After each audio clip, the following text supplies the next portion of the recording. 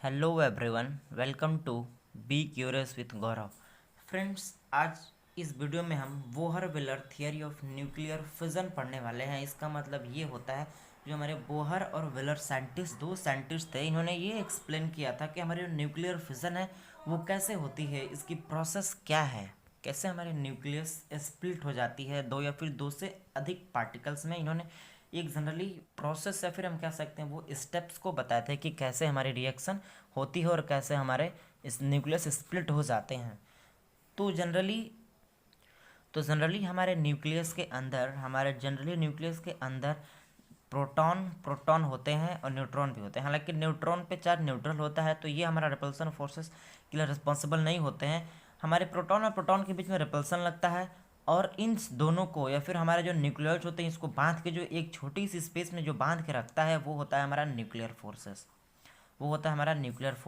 अगर हमारे nuclear forces से अधिक अगर हमारा प्रोटॉन प्रोटॉन रिपल्सन हो गया, तो ये न्यूक्लियस ब्रेक हो जाएगी, हमारी न्यूक्लियस क्या हो जाएगी, ब्रेक हो जाएगी।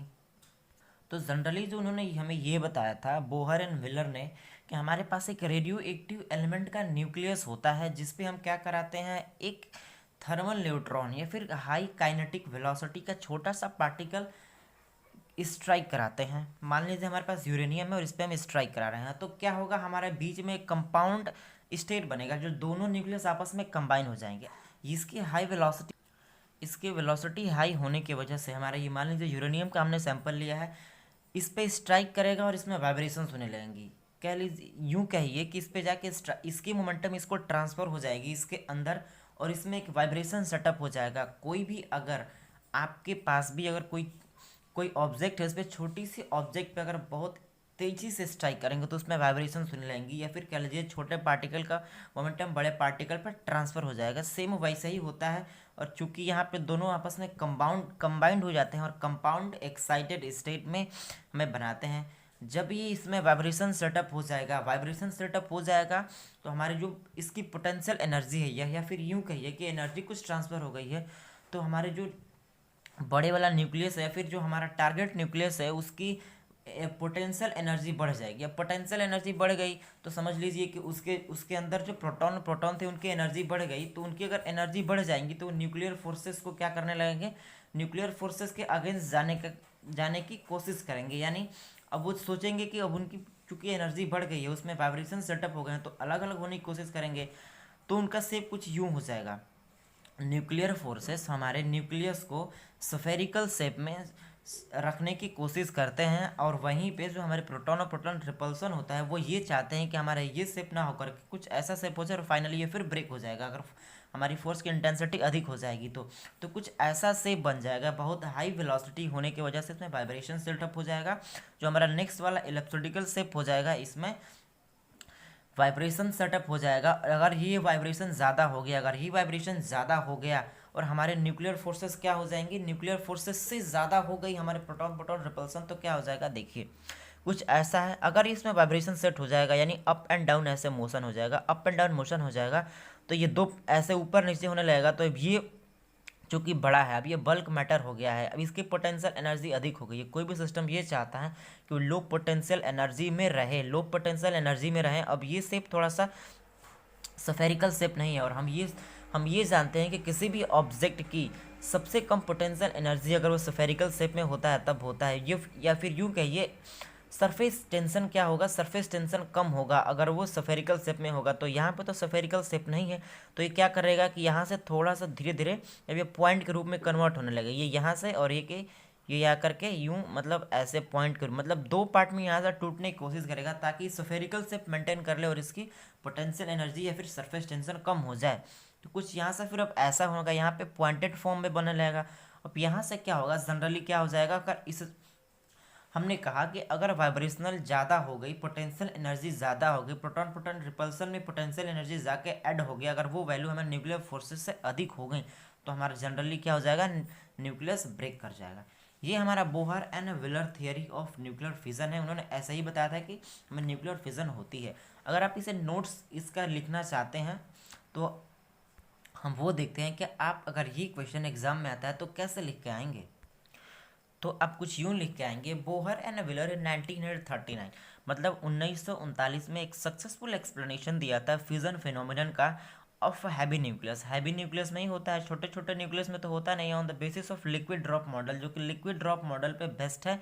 लिक्विड ड्रॉप, अगर हम लिक्विड ड्रॉप की तरह कंसिडर करेंगे न्यूक्लियस के, तब उसमें वाइब्रेशन होगा। इन्होंने इसी पर बेस्ड किया था कि अगर कोई न्यूक्लियस, कोई लिक्विड ड्रॉप है, अगर उसमें हम पार्टिकल स्ट्राइक कराते हैं हाई वेलोसिटी से, तो उसमें वाइब्रेशन सेटअप हो जाएगा एंड देन वो ब्रेक कर जाएगा। इसी पे इनकी थियरी रहती है।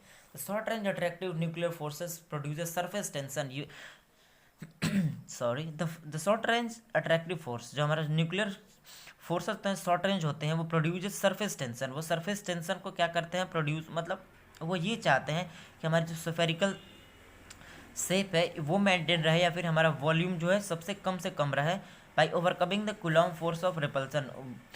कूलॉम फोर्स ऑफ रिपल्सन को बिटवीन प्रोटॉन प्रोटॉन को रिपल्सन को ओवरकम करके वो ये चाहते हैं कि हमारी सब स्फेरिकल रहे। मतलब कि दो प्रोटॉन ये चाहते हैं कि वो एक दूसरे से दूर हो जाए, वहीं पे ये न्यूक्लियर फोर्सेस ये चाहता है कि इसको बांध के रखें। यही ऊपर लिखा गया है। When heavy nucleus is imparted, यहाँ से आपकी असली थियरी स्टार्ट होती है, लेकिन आपको लिखना सारा होगा।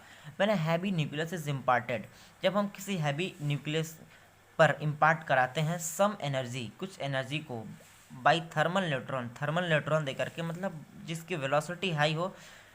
हाई वेलोसिटी का मतलब जो हमारे रेडियो एक्टिव रिएक्शन को करा सके। इट फॉर्म कंपाउंड न्यूक्लियस, वो हमारा कंपाउंड न्यूक्लियस फॉर्म करता है। आप यहाँ पे देखिए कुछ यूं हमारा कंपाउंड न्यूक्लियस ऐसा फॉर्म्ड होता है। This is compound nucleus.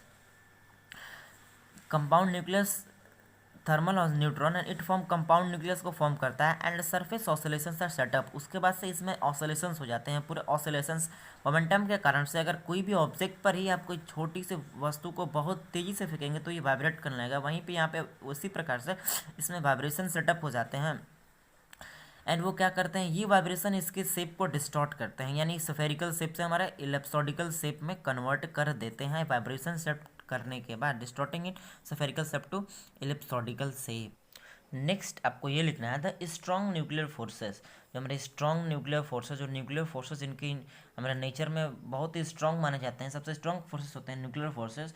Want to return nucleus in the spherical shape, जो हमारा अब उसका शेप डिस्टॉर्ट हो चुका है, तो उसको न्यूक्लियर फोर्सेस क्या कहते हैं, चाहते हैं कि वो अपने ओरिजिनल शेप में आ जाए। Which repulsive forces want to distort its shape, जहाँ पर उसके रिपल्सिव फोर्सेस प्रोटॉन रिपल्सन ये चाहते हैं उसकी शेप क्या हो जाए, डिस्टॉर्ट हो जाए या फिर वो ब्रेक कर जाए।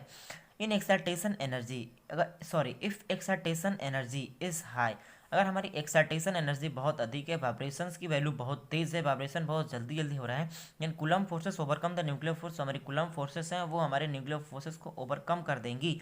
And compound nucleus is now shape like a dumbbell, और जो हमारा कंपाउंड न्यूक्लियस बना है वो क्या हो जाएगा, डम्बल बेल शेप लाइक का हो जाएगा, यानी कि बीच में जो वो यानी कि ये वाला शेप हमारा फॉर्म्ड हो जाएगा। नेक्स्ट कह रहा है कि एक्साइटेशन एनर्जी प्रोड्यूसेस ऑसिलेशंस, जो हमारी एक्साइटेशन एनर्जी है ऑसिलेशन प्रोड्यूस करती हैं। If oscillation are more than 2 part of dumbbell split, if oscillations are more, अगर ऑसिलेशंस अधिक हैं देन, तब 2 पार्ट ऑफ डम्बल बेल, जो हमारा 2 part the dumbbell split because of more proton repulsion, हमारे जब प्रोटॉन रिपल्सन जब अधिक, इसके ऑसिलेशंस अधिक हैं तो प्रोटॉन रिपल्सन की वजह से हमारा क्या हो जाएगा, ब्रेक कर जाएगा। कंसिक्वेंटली फलस्वरूप 2 फिजन फ्रेगमेंट्स, हमारे पास 2 फिजन के फ्रेगमेंट्स मिलेंगे, यानी 2 हमारे पास छोटे छोटे न्यूक्लियस मिलेंगे। सम न्यूट्रॉन्स एंड हाई एनर्जी, कुछ न्यूट्रॉन्स मिलेंगे जो हमने स्ट्राइक करा था, उसके अलावा भी कुछ न्यूट्रॉन्स मिलते हैं। And high amount of energy is obtained, और हमें हाई अमाउंट ऑफ एनर्जी मिलती है। अब हाई अमाउंट ऑफ एनर्जी क्यों मिलती है, हमने अपने प्रीवियस वीडियोज़ में डिस्कस कर दिया है, वो आप देखना चाहें तो देख सकते हैं। इससे पहले ही वीडियो है energy release in nuclear fusion, आप उस वीडियो को ज़रूर देखें, आपको बहुत अच्छे समझ में आ जाएगा। अगर ये वीडियो आपको अच्छी लगे तो इस चैनल को सब्सक्राइब करें, इस वीडियो को लाइक करें, अपने फ्रेंड के साथ भी शेयर करें। Thank you.